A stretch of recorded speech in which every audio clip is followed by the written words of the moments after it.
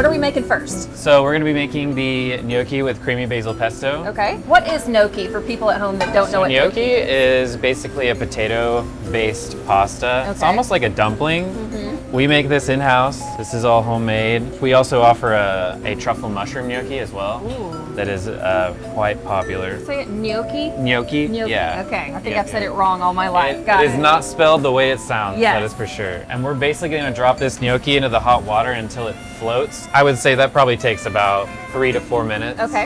I'm gonna start my sauce, Okay. which is also incredibly simple. 1/4 to 3/4 cup of cream, and we're gonna take our basil pesto. Oh, a lot, yeah. Yeah, we like to sauce it up. And basically melting all this together. I like to throw a couple pads of butter in there. Melt. Let that melt down. One rule of thumb I have for this pasta is this it has so much flavor. It's one you really don't have to season. Really cutting it with the cream is getting it right where it needs to be. Perfect. Yeah, we'll see this sauce start to come together.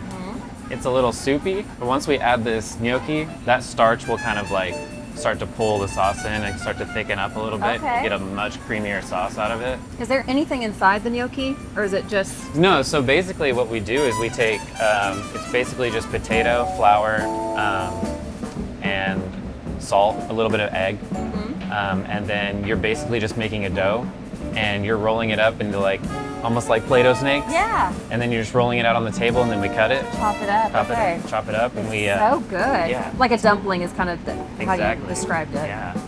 One thing once that starts to boil, I'll turn the heat off.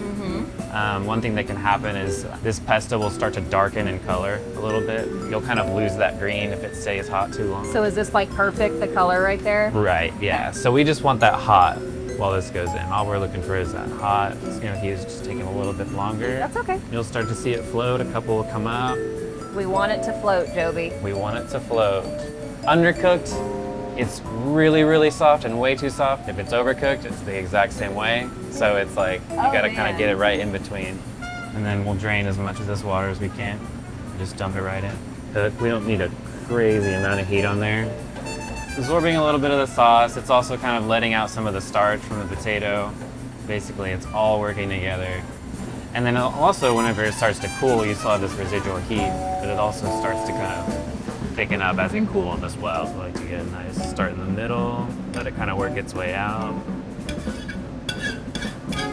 Then we got some Parmesan, a little fresh parsley, and that's the gnocchi with basil pesto. Perfect. All right, so for the artichoke. This is the fried, what is this, fried artichoke? No, it's a roasted artichoke. Roasted artichoke. So basically what we do is we boil it in water.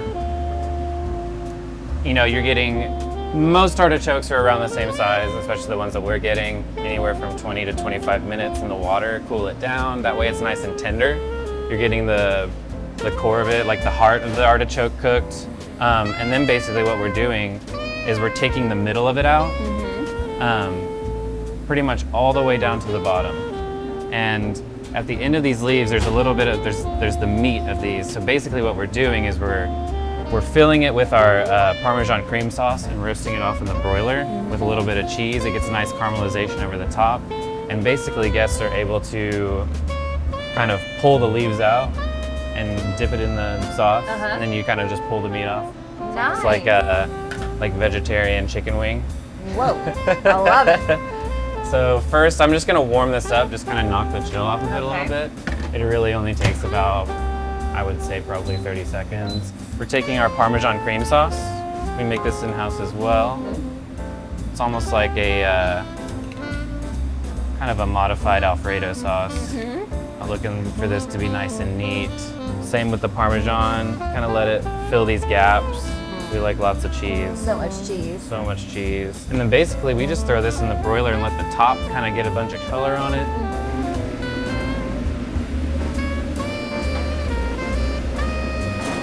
A little bit longer. So we got that cheese nice and melted over the top. Yeah. We've got a little bit of color in the middle right there. We've got our seasoned breadcrumb right here. So we're gonna do the same thing. We're gonna go all around. It's gonna give us a little crunch and a little bit of parsley, and that's basically it. And that's ready to go. That's it. Beautiful.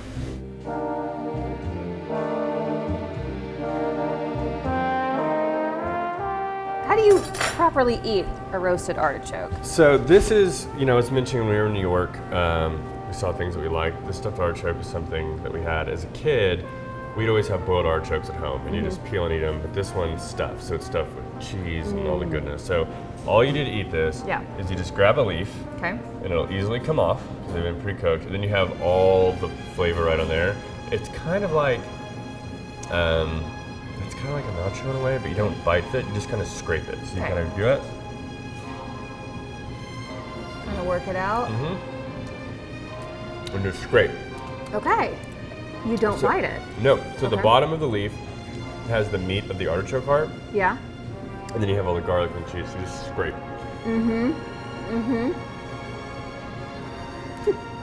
There you go. I got it. Yeah. It's pretty easy. Okay. I would have just thrown the whole thing in my mouth. Yeah, don't do that. Don't do that. Okay. Don't throw the whole thing in your mouth. Don't do it.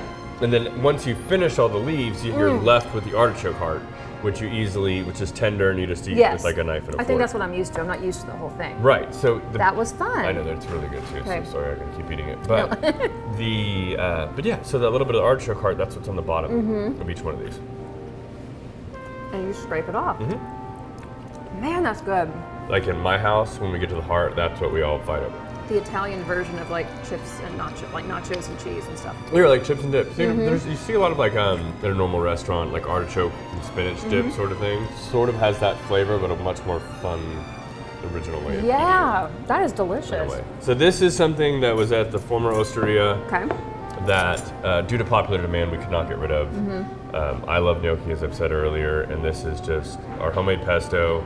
What's cool is when anybody eats here, we give them like a thank you card, like any place we give, but it also has our pesto recipe on it. So if you come in and eat, you can actually get the recipe. That pesto is so good. Right? They're good, fresh pestos, like the best. And it goes on anything, let's be honest. And these are great together too. Yeah, they're both very bright, very herbal. For the temperature, this is a great dish actually. It's really simple. I had never heard of gnocchi until a couple years ago. Really? Full disclosure, yeah. So, I mean, the only reason I knew about it for a long time was I had an Italian grandmother.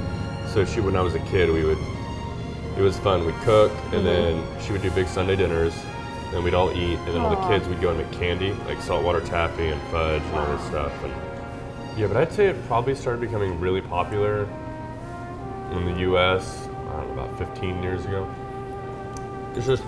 It's so good. I don't know why I didn't know about it before. I'm not really sure. I think it's one of those things you have to make it. I mean, there are some products you can buy at the grocery store that are okay, but to have really good gnocchi, you have to make by hand, and it's time consuming. I mean, we probably spend, I would say, 20 to 22 hours a week making it. Are devoted to making gnocchi, and that's not just like one person. That's multiple people doing it and their time combined. But same thing with fresh pasta. It just takes time. A long time. This is fabulous. Okay, don't let me eat all of it, Joby.